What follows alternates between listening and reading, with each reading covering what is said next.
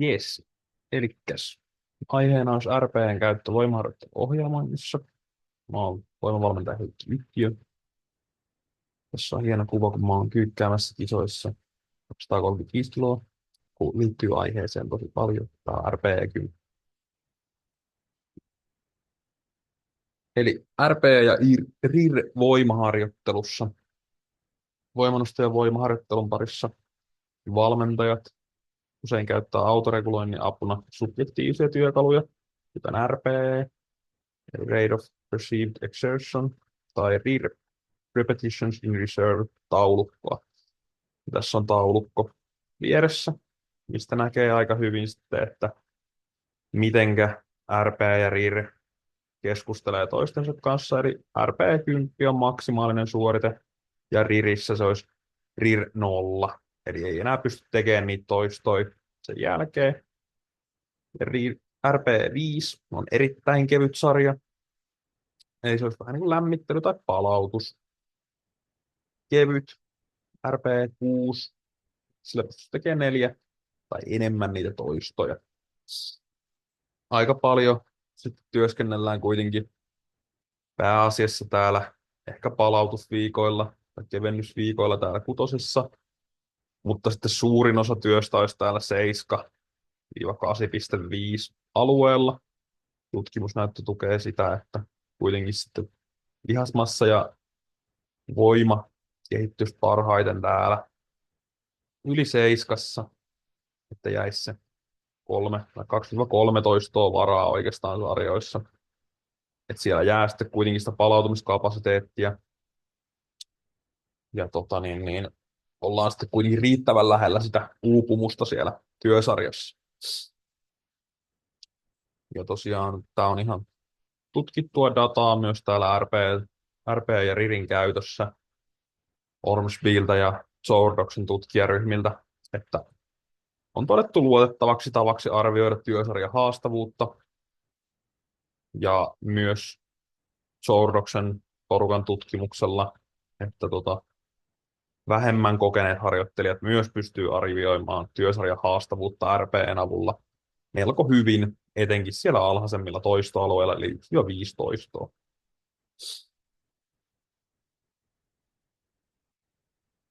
RPE-ohjelmoinnin välineenä.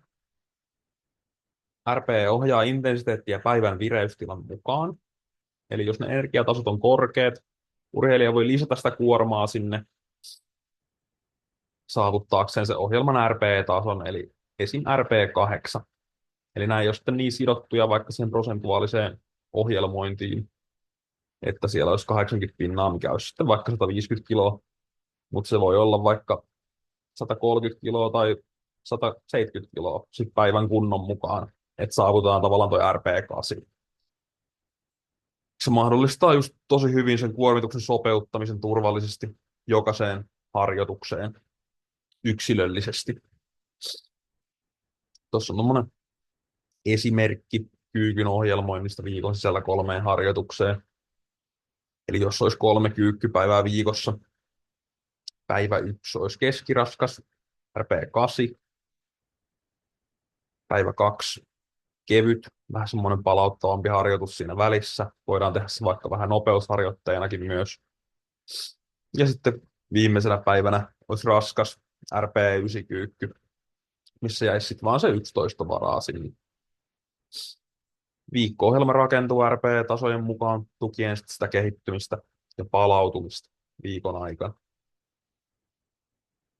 Vuorovaikutus ja palaute RP:n avulla. RP on siitä kätevää, että sillä tavalla luodaan semmoinen yhteinen kieli sitten sen valmennettavan tai urheilijan kanssa sen sijaan, että käyttäisiin semmoista ehkä vähän epäselkeää termiä, niin kuin just, että kuorma on vaikka raskas, kun voidaan sitten taas puhua, että kuorma tuntui siltä, kun olisi jäänyt se 1-12 pankkiin, millä olisi voinut tehdä sillä samalla kuormalla vielä. Eli sitten se olisi RP 8.5 about se sarjan kuormitus. RP-avulla voi seurata myös sitä urheilijan palautumista. Esimerkiksi jos urheilija oma arvio sarjan kuormittavuudesta painolla X on RP9 tällä viikolla ja viime viikolla sama kuorma oli RP7, niin se antaa semmoisen aika helposti ymmärrettävän datapointin, että voi olla vähän ylikuormitusta tai palautumisessa jotakin ongelmaa.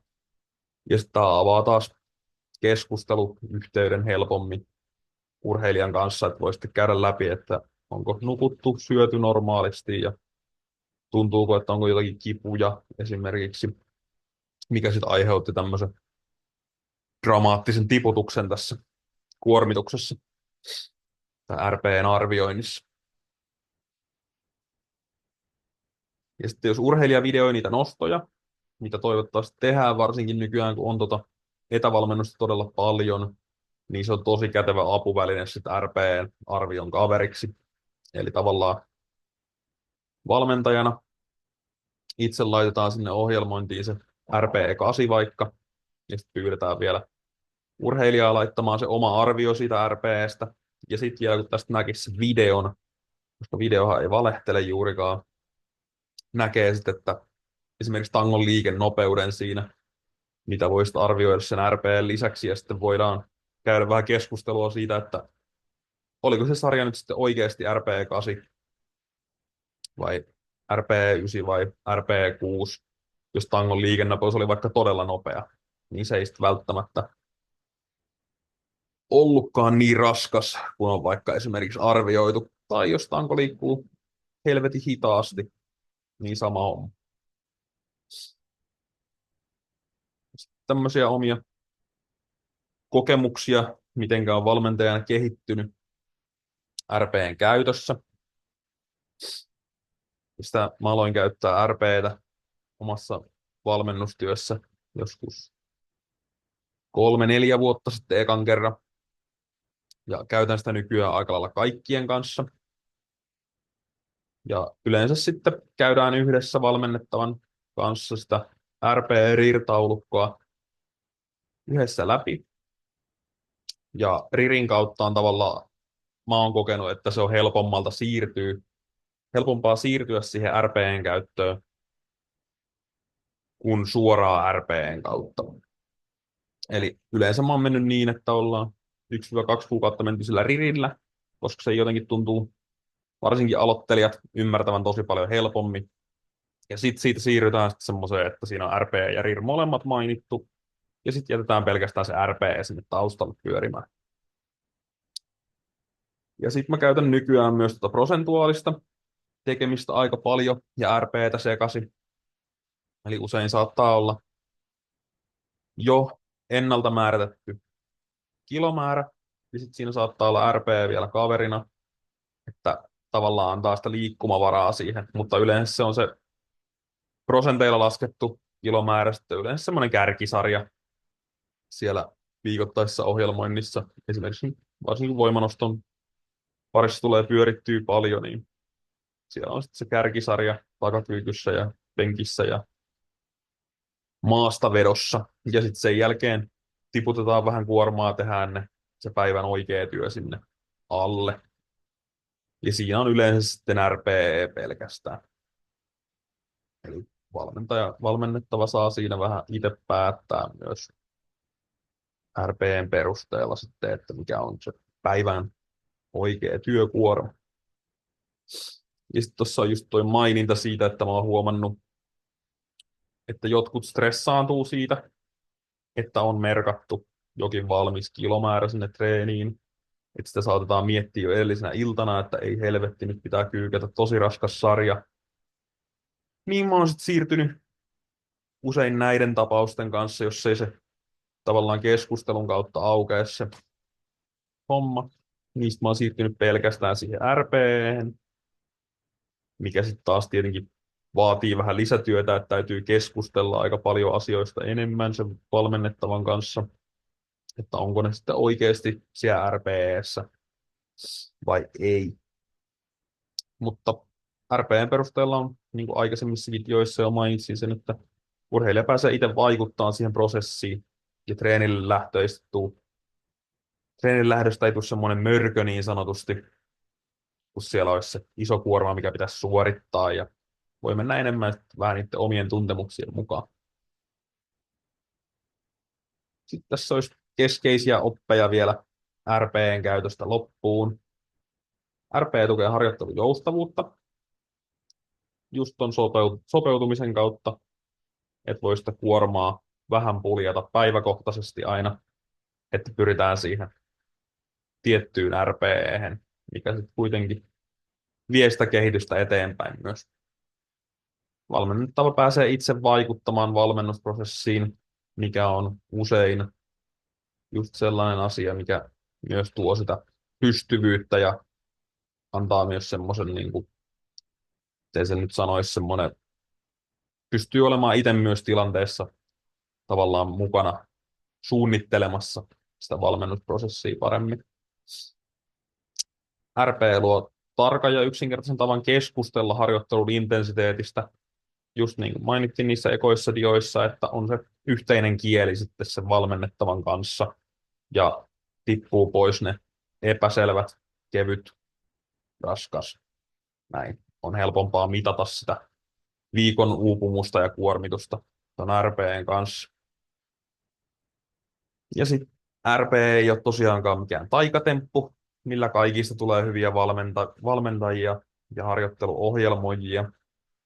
RP toimii parhaiten yhdistettynä nimenomaan niihin videoihin suorituksista ja vielä semmoisen valmennettavan kanssa, joka tuntee oman kroppansa.